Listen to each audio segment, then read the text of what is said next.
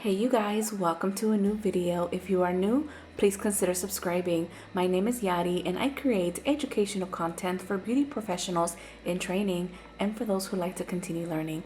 You guys, in this video, I want to go over some things that clients can expect before getting a facial treatment. But before jumping into that, I want to show you guys a quick glimpse into my private working studio where I offer customized facial treatments, obviously professional waxing service, and private trainings for beauty professionals. This is where clients can come in and relax and refresh while still being a esthetician's space where they can learn and grow. But anyways, you guys, here's a quick look at my space, little waiting area. And this is my facial room where I do all skincare services and treatments.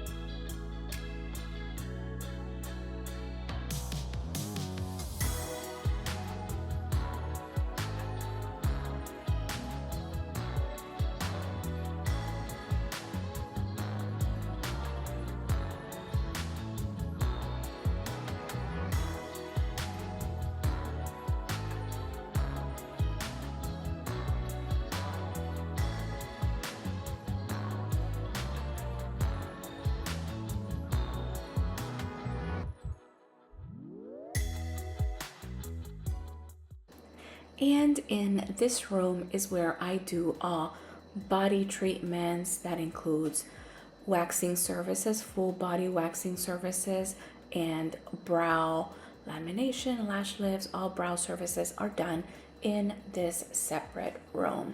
Again, it's perfect size for me. Everything that I need is in both of these rooms and I love it.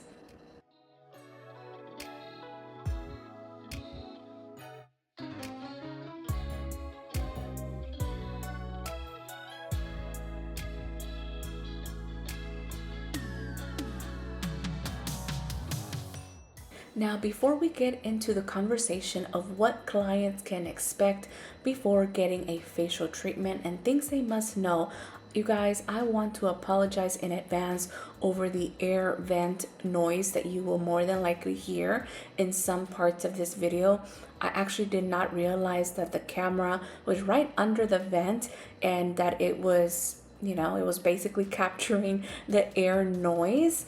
But honestly, the information, in my opinion, is just too good not to share. So I'm really sorry about that. It's not throughout the entire video, but definitely in some parts. So I'm so sorry. But also, I was very much 5 months pregnant in this video. So just so you know. But anyways, let's get on with the video. Here we go. Hey you guys, welcome to a new video. So this will be a little different. I actually just doing a facial treatment and I thought, you know what, I think I want to make a video going over some of the things clients can expect during a facial or even before booking a facial. As you can see, I have 0 scripts, so if I forget anything, feel free to leave some comments down below. But again, I want to focus on going over some of the things that clients can expect during a facial treatment or leading up to a facial once that facial treatment is booked with any esthetician. And so yeah, with that being said, let's just go ahead and get right into the video and let's get started. I'm in my private studio, I'm in my space. This is where I work and do facial treatments. I do trainings in here, I do waxing services in a separate room. But again, this is my small, humble, very straightforward. I have only all the things that I need, space, and I love it. The first thing that I do want to go over is once you book a facial treatment with an esthetician, you are more than likely to receive what is called a client consent form and questionnaire. So I want to go over why that information is very important. One, you're giving consent to treatment. Whatever facial treatment you are booking for, you are signing consent for that service and what you are getting done. But most importantly, I want to go over some of the information that is inside of that form. Now, your esthetician may either have you fill this out digitally, they'll probably email it or text you a link so that you fill this out. It may be perhaps in the esthetician's booking site, or they may have you fill it out in person the day of your actual appointment and before you get started. So what are some of the things that you may find in the client questionnaire form, consent form, health history form? I mean, you know, it could be named different things, but again, obviously it's going to have your name, your date of birth, of course, phone number, email, basically your contact information. Other things that are in this form will be like your health history in some way, lifestyle information. And so all of those things are very important because it helps us, the esthetician, know how to better treat your skin and making sure that we're not choosing or doing any treatment that will be a contraindication to any condition that you may have present. So answering the questions on the client questionnaire history form is extremely important. So make sure that you never leave anything out and that you're extremely honest with your esthetician to avoid you having any type of adverse reaction, because that's no fun, right? So some of the things that are on there will be if you have any type of allergies, for instance. Do you have citrus allergies, for instance? Are you allergic to aspirin?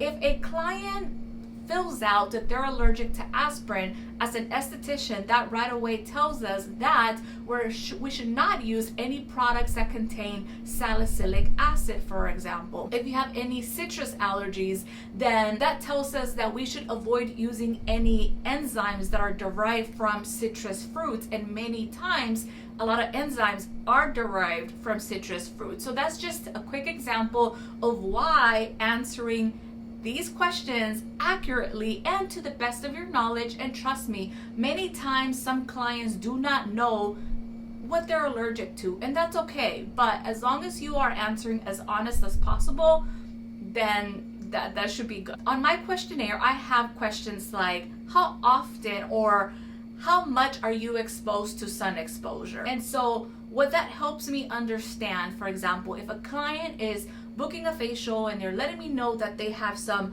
hyperpigmentation concerns or problems, and on their questionnaire they're letting me know that they're spending over 2 hours outdoors outside, whether they're doing, you know, whether it's for work purposes or whether it's for exercise, that's letting me know that this person is being exposed to UV rays for long periods of time. So obviously sun protection would be definitely important, and that's obviously for everyone, but that definitely is letting me know that this person does spend a lot of time outside, more than the average person does, for example. So yeah, diet, right? I usually do ask clients how they feel, if they have a healthy diet, moderately healthy, not very healthy. Again, everything is connected, especially for those that have acne concerns or they suffer from, you know, constant breakouts, how stress of a lifestyle they're, you know, going through or they're dealing with at the current time. All of that definitely is connected, and it helps us understand the client a lot better and helps us select a treatment for that day, basically. Now, these consent form client questionnaires, for me, for instance, I'm basically going over what I do for my clients. I usually like to send this out a couple of days before the actual appointment so that I have time to review the questionnaire, and it lets me know that, again, that there isn't any type of contraindication before they actually come in for the treatment. If for whatever reason there was some sort of contraindication, like let's say they inform me that they currently have a sunburn, that they, you know, have a sunburn, that's obviously a delay of treatment, and you can't really do much on someone who currently has, you know, a sunburn. So maybe waiting a couple of days, up to 7 to 10 days, until the skin is in a better condition, and then they can come in and we can work on soothing, helping the skin barrier and restore it, all that good stuff. And so all of that is extremely important. But again, remember that anything that is contraindicating is basically prohibiting treatment, and you just have to figure something out, think of a plan B, and then just go from there. But again, for me, communication is extremely important when it comes to all of my clients, so that we are all on the same page and we're able to work on a customizable facial treatment and home care routine if obviously that's needed. And so yeah, communication is key. And something else that I like to do, and I don't know if many other estheticians do this, but if I see something that's concerning or I'm not very sure of, I simply pick up the phone and call my clients and ask them questions over the phone. And that's even if it's a first-time client, you guys. I do that just to make sure that I'm having an understanding of what they are needing and kind of going through with their skin concerns before we move forward. And I think clients appreciate that, and it lets them feel comfortable, lets them know that I actually care. I think it has worked for me, and I do not mind doing it. It will only take a couple of minutes, and it works. Okay, it avoids a lot of confusion, and it makes the whole facial process, the whole treatment process, a lot more simple and easy to do. Skin conditions is something else that's on the questionnaire. So asking if they know if they have any current skin conditions or any conditions at all. What will be a skin condition? A skin condition will be like psoriasis, eczema. Obviously, acne is a skin condition. Hyperpigmentation will be another one. Just anything that is of a concern for the client will be a skin condition. Knowing all of that beforehand will definitely help you rule out and help you, again, customize treatment for the client. In the questionnaire, I also like to ask the client what type of skin do they consider themselves to have. And I always find that very interesting, because you'll be surprised how so many clients may think they have a very specific skin type, and once they come over and I'm analyzing their skin, they actually do not have the skin type that they have believed they had. I always like to say and teach to treat the skin for how the skin has been acting lately, but there is still a much so core skin type that they have. So I always like to ask clients, what do they consider their skin type to be? So it's either going to be normal, oily, dry, or combination. Remember that sensitive skin is not a type, that's just a condition. So you can have oily skin and be sensitive. You can have dry skin and be sensitive. So remember that. And so I like to always ask those questions. And again, that tells me a lot about the client, about their skin. And then of course, the good old, what type of products are they currently using? So I like to have the clients list out the products that they use. I like to ask about their cleansers, okay? How often do they cleanse their face? And that could be daily or even weekly, because you never know. There's some people, okay, that you'd be surprised. They feel the need to not have to cleanse their face very often. So I like to, and hey, it's a judgment-free zone, but you will be surprised. So cleansing, what type of cleanser they use. Exfoliation, do they exfoliate their skin daily or how many times per week? Obviously, if the client is reaching out to me and they're letting me know that they're having a lot of sensitivity in their skin, but they're also letting me know that they're exfoliating every single day, well, ding, ding, ding, you guessed it. That means that they're probably overdoing it, stripping their skin barrier, and that is why they're experiencing those sensitivities on their skin. So again, how many times they're exfoliating, so exfoliant, are they using any type of toner? And I like to ask about the toner, and that's because many clients do not think of a toner, or as in, you guys, okay, let me rephrase this. A lot of toners nowadays that can maybe found over the counter, whether it's from drugstore, your Sephora's, your Ulta's, your Target's, whatever. Some of these toners have actives in them, and so they can be a little drying to the skin. And if someone is indeed incorporating or using this product, toner or facial mist, on their skin every single day, that can also cause some sensitivity and maybe they're overusing it. And so yeah, so for that reason, I also like to ask what type of toner, if they use a serum, of course moisturizer, and any other active ingredients in their routine, and of course if they use sunscreen daily. So I like to know all about all the products that they use. I have them list them, and many times I come across clients that use very little to nothing to very minimal at all. Okay, and that's okay. I let them know it's okay if you don't use anything, if you use only 1 to 2 products, that is absolutely fine, but just list the ones that you know, okay, that you do use. And I usually also like to ask in person, how long have they been using these products? Because obviously, depending on their concerns, if they've been using these products for, over 3 months and they're not seeing any type of improvement, that is when then I will come in and suggest to start a different skincare routine using perhaps products that I retail here in office. And so I do have products that I retail in my studio, but if there are any other products that I do not carry here, but I know the client could benefit from, I can always do drop shipping, explain to them how to properly use the products, how many times a day or how many times a week to use the products so they feel confident, and also letting them know that consistency is key. And that's with anything, you guys. You have to let your client know, again, communication. Let your client know that they have to be consistent in order for them to see results. And many times these results are not going to come from them using the products for the first week or 2. It takes time, okay?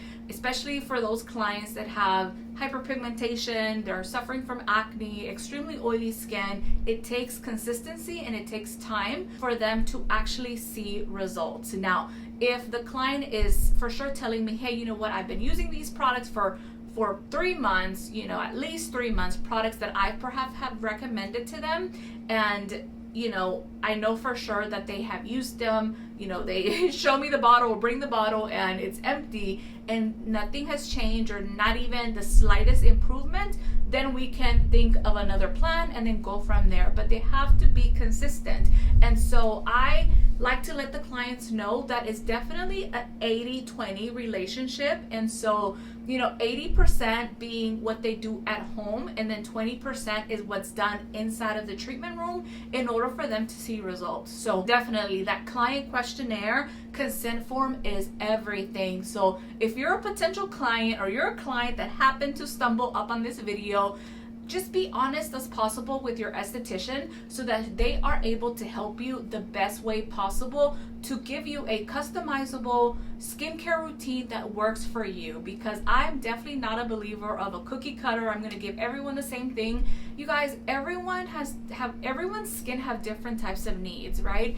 And so keeping that in mind is how I move forward with everyone, and just adjusting when needed. Also, once you know skin type and all of that, and having all that information on paper is great, but when the client actually comes in for treatment, I revisit those same questions verbally in person as I'm doing a skin analysis on my client in the treatment room before I obviously select products. So that's one thing. So when booking the appointment, be ready to answer a client questionnaire consent form, and obviously all of that has to be signed so that the esthetician can then receive it, review it, and make sure that there are no contraindications before the treatment.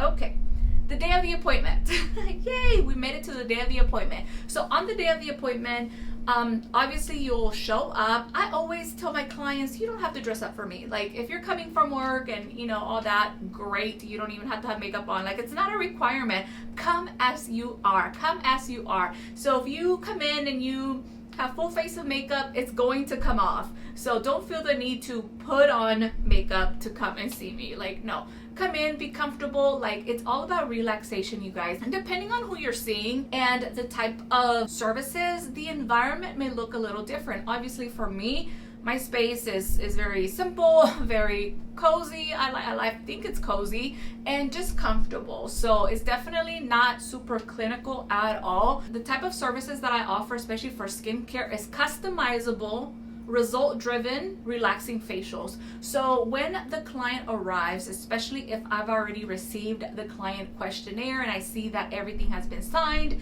everything has checked off, then I invite them into the treatment room. So this is my treatment room, and I have them change into a spa wrap. Okay, not every place that you'll visit will have you change into a spa wrap, and again, it also depends on the type of service that you're coming in for. So for instance, if someone's coming to see me for a chemical peel appointments are usually no longer than 45 minutes, maybe even less, maybe 30 minutes, depending on the type of peel. I'm not going to have my client change into a spa wrap. But if you're coming to see me for a customizable skincare facial, then more than likely I'm going to have you change into a spa wrap. Is it mandatory? No, it's not. But I do like to give a relaxing massage when there's no contraindications present for that client. But if the client is not comfortable changing, I'm also totally cool with that. I don't force anyone to change. But again, I explain to them the process, and once they know, especially when you have first-time clients or someone who has never had a facial before, don't be afraid to explain these things to them. As you're greeting and meeting them, you don't have to necessarily walk them through every single step that you're doing, but definitely inform them so that they're comfortable and they're aware of all the things that you're about to do, right? And so if I feel like they're not comfortable changing or putting on the spa wrap, not a biggie. They'll still get a great service, and I'm sure they'll still enjoy their facial, but I just won't be able to do certain things, right, whenever they keep their shirt on. And honestly, the changing is for a décolleté arm and hand massage, and to avoid getting product on the client's clothing. So usually if I ever do have clients that do not change, I still drape and do a towel over their chest to make sure that there's no drippings from obviously products throughout the facial. But again, it's not a big deal. But usually most of my clients, they want to relax, okay? They want to come in, lay down, unwind, and they don't mind changing into the spa wrap. But again, it is optional.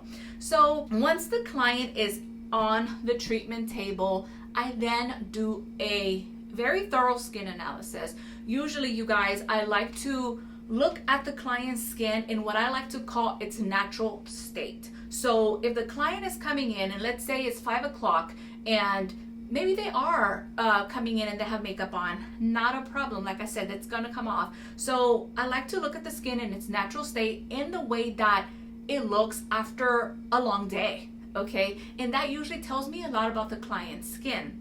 But then of course I move on to doing the first cleanse. So usually all clients get a double cleanse. So I make sure that I select the product that is going to help me remove any makeup, any moisturizers, any sunscreens off the client's skin. And then that second cleanse will focus on my client's skin type or condition that is present, okay? So after I perform that first cleanse, I like to go in, do the skin analysis, look for pore size, make sure that whatever she wrote on the client questionnaire matches what I'm actually seeing in person. So if the client said that they have oily or dry skin, I like to go in and actually confirm that in fact they do. But again, I always like to ask, how has your skin been lately? So if they're usually oily, but lately they've been on the drier side, you guessed it, I'm going to treat them for the dryness they've been experiencing lately. And again, it's all about customizing for your client's needs. So cleansing is what you can expect. Double cleansing is what you can expect during a facial. Next, exfoliation. And as estheticians, we have different methods of exfoliations that we can choose from, being physical, mechanical, and chemical, okay? So obviously, based on the client's skin type, that'll help us determine what the best method of exfoliation can be, and then you go from there. Remember that exfoliation is going to help with removing any dead skin that's sitting on top on the surface of the skin, but it also helps with product absorption. If you have a lot of dead skin just sitting on top of the surface of your skin is not allowing other products to penetrate and absorb better. So exfoliation, yes, it's exfoliating the skin, but it also helps with better product penetration after you get rid of all the extra dead skin cells that are sitting on the top of the skin. So yeah, exfoliation is super important, especially during a customizable facial treatment. Okay. After that, after exfoliation, if the client is needing extraction, so usually you're going to exfoliate, you're going to do extractions if needed. Not every client needs extractions. And also the use of, I'm looking at it and so it made me remember, the steamer. I usually always have the steamer on. Many times it's either not facing the client, but more so to warm up the product, make sure the client is nice and warm, or it is directly on the client's face again. And that will be based on, depending on the client's skin type. If the client, for example, has rosacea, I'm not going to have the steamer facing the client's face for a whole, for obvious reasons. It's going to aggravate and make them more uncomfortable and even make them more red. So again, rosacea, another skin condition that if client comes in with them letting you know that they have rosacea, then using things that get really, really hot, extremely hot towels or using a lot of steam, that would be like a contraindication. You can still do a treatment on them, but again, using a lot of steam, using things that get very hot or warm would not be ideal for someone who has rosacea. Making sure that our clients feel safe is very important to me. Like, I want them to feel comfortable. I want them to know that I truly do care about their skin, any conditions, anything that's like worrying them regarding their skin and what they're going through. I definitely want them to feel like they can talk to me and we're gonna work this out together, right? So steam. So yeah, steam is definitely optional during any facial treatment. So extractions. So again, like I was saying, not everyone needs extractions, but if they do, then you perform extractions after the exfoliation step. Okay.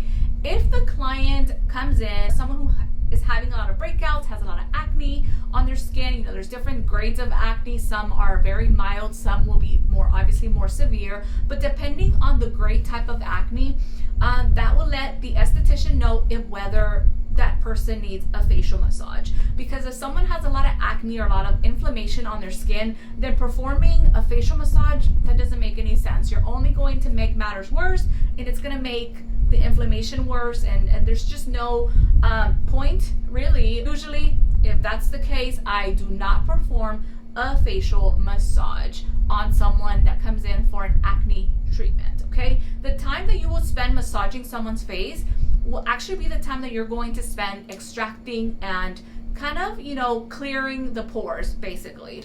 And so after the exfoliation, I usually then do a face massage, a face and décolleté massage. And who doesn't love a massage? Okay, I've never known a client to hate massage. Okay, they all love it. So I take my time with my facial massages, décolleté massage. And again, it's about coming in for self-care, maintenance, or just a routine visit, okay? And usually clients many times will ask you, well, how often should I come? Or when can I come back? And you guys, that is all depending on the type of skin concerns that you have. So they may need to come only about every 4 to 6 weeks versus every 2 weeks, who's perhaps on an acne boot camp, or they're needing to be seen more frequently for follow-up. So it really just depends, and you just have to trust your esthetician to let you know how often they would recommend that you come back for another treatment.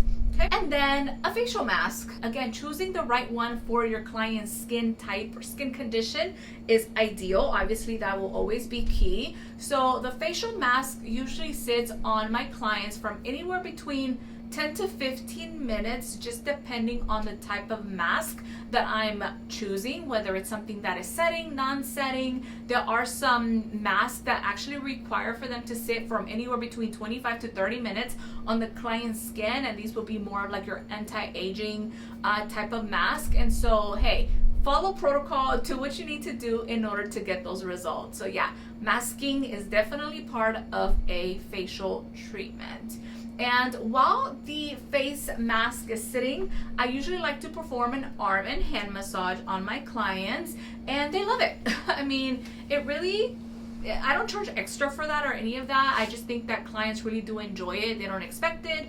And yeah, I mean, they're going to be sitting with the mask anyway, so why not pamper them and give them an arm and head massage? And I always have taught my students to do the same. Some choose to carry it on, some choose to not, but that's okay. At the end of the day, it's really, you're your own boss. You do what you think is right for your business and your client. So arm and head massage while the mask is sitting.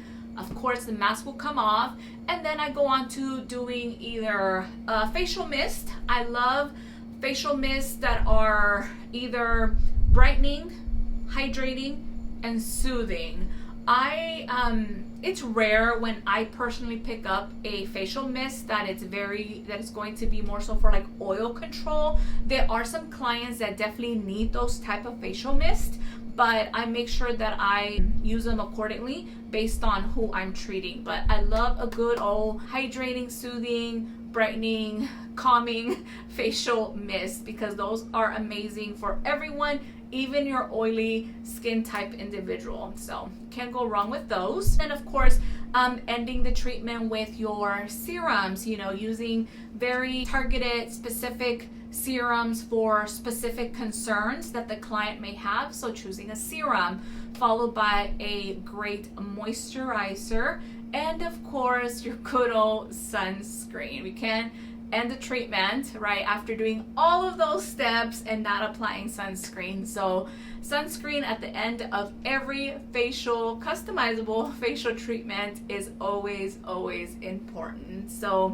But yeah, so most of my facial treatments are going to be at least 1 hour, you guys. All my facial treatments are at least 1 hour, unless, like I said, is a chemical peel or anything like that. That LED can be incorporated into any facial treatment, usually at the end of the facial. And so yeah, so all in all, I'm just giving you a broad idea of what to expect. I like to think of a facial treatment as a collab with the client based on the information that they have provided me during that initial consultation, skin analysis, and that client questionnaire form.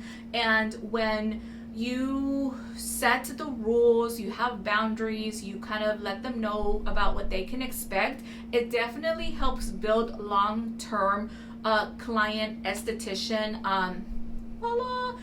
relationship, and it just makes for just a better service as a whole for each other, right? Let me know in the comments if I left anything out. I was literally had just finished doing a facial treatment, and I'm like, I've been wanting to talk about this, and I'm here, so why not, right? Why not talk about it? If you're not following me on all social media platforms, don't forget to do so. Find me as Glam and Beyond, and reach out to me if you have any questions. glamandbeyondinfo@gmail.com.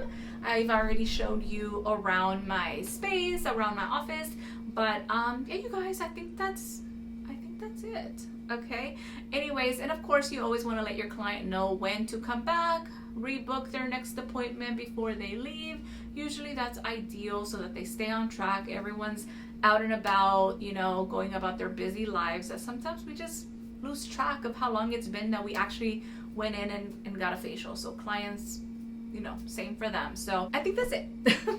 All right, you guys. Well, thank you so much for being here. Thank you for your continued support. Just know that it does not go unnoticed. If you're new, consider subscribing.